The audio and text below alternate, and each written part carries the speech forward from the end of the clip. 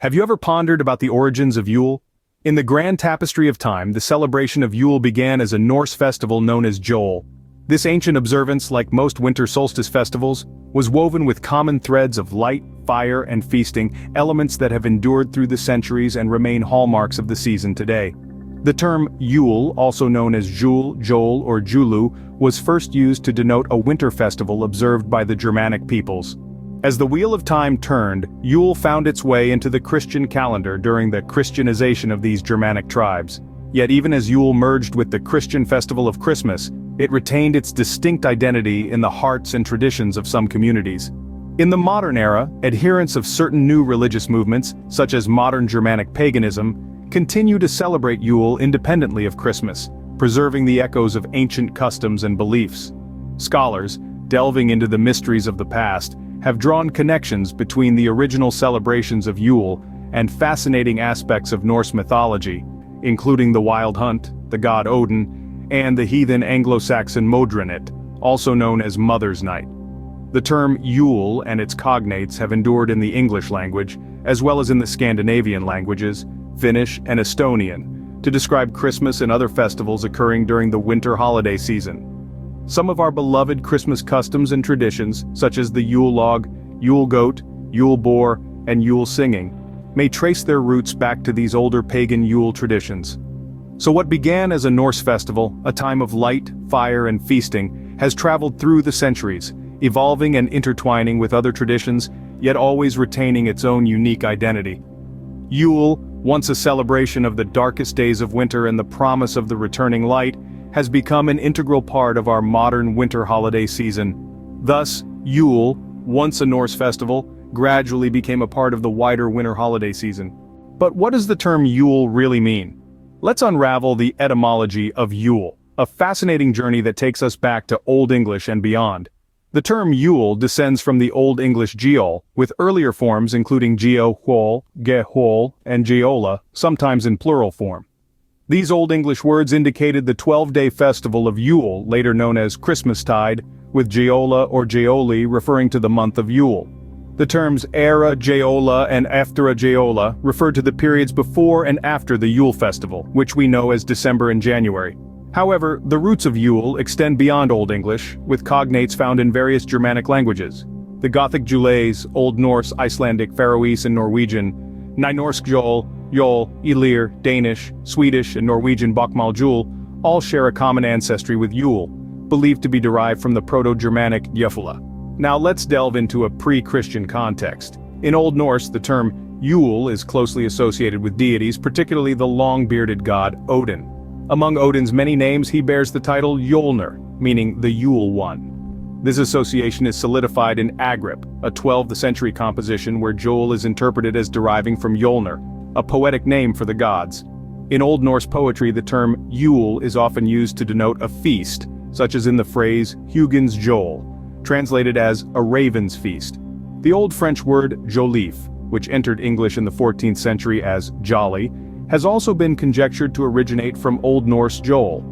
However, this connection remains speculative, and the Oxford English Dictionary considers this explanation for jolif as unlikely. The term Yule, thus, has rich connotations, deeply rooted in ancient Germanic and Norse cultures.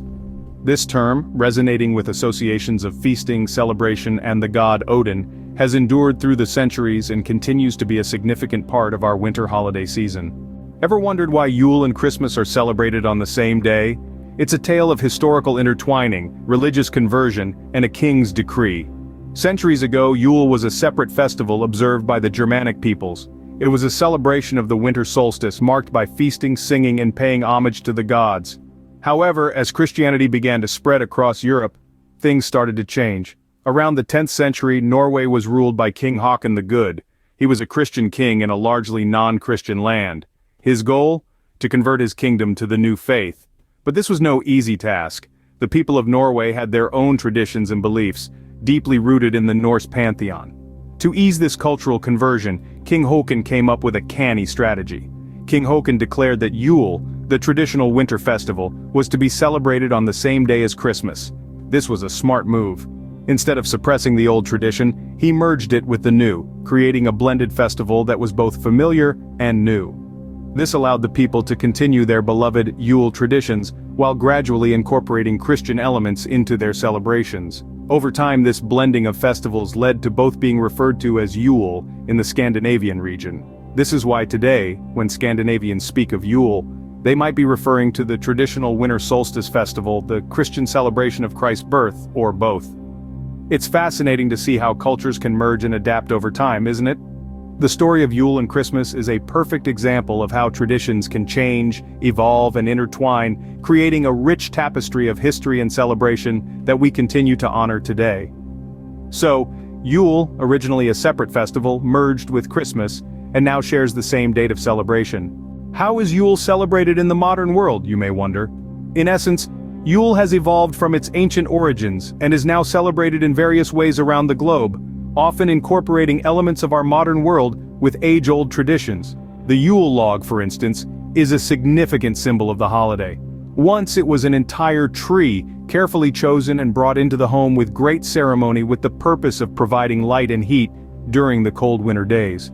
Today, while some still observe the traditional burning of the Yule log, others have adapted this tradition to suit modern living. In some homes, a smaller log is used, decorated with natural elements and then burned. In others, the Yule log has transformed into a delicious dessert, often a rolled chocolate cake, that represents the log in a symbolic and tasty manner. Similarly, the Yule goat, once an important element of midwinter celebrations, has found its place in our modern world. Today, you can find straw goats adorning homes as Christmas decorations, paying homage to the Yule goat of past times. In some parts of Scandinavia, people even dress up as the Yule goat, continuing the tradition in a playful, festive spirit. Then, there's the Yule boar, a tradition that harkens back to the sacrificial boar offered to the god Freyr during Yuletide. Nowadays, this tradition lives on in the form of a Christmas ham, which is often the centerpiece of a Yule feast. Yule singing, too, continues to be a heartwarming tradition. Songs that celebrate winter, the return of light, and the joy of the season echo the themes of the ancient Yule festival, creating a bridge between the past and the present. And finally, it's worth noting that Yule is still celebrated independently of Christmas by some new religious movements, such as modern Germanic paganism. These celebrations often include a mix of modern and traditional elements, reflecting the diverse and evolving nature of Yule. Today, Yule continues to be a vibrant part of the winter holiday season, carrying with it the echoes of ancient traditions and practices.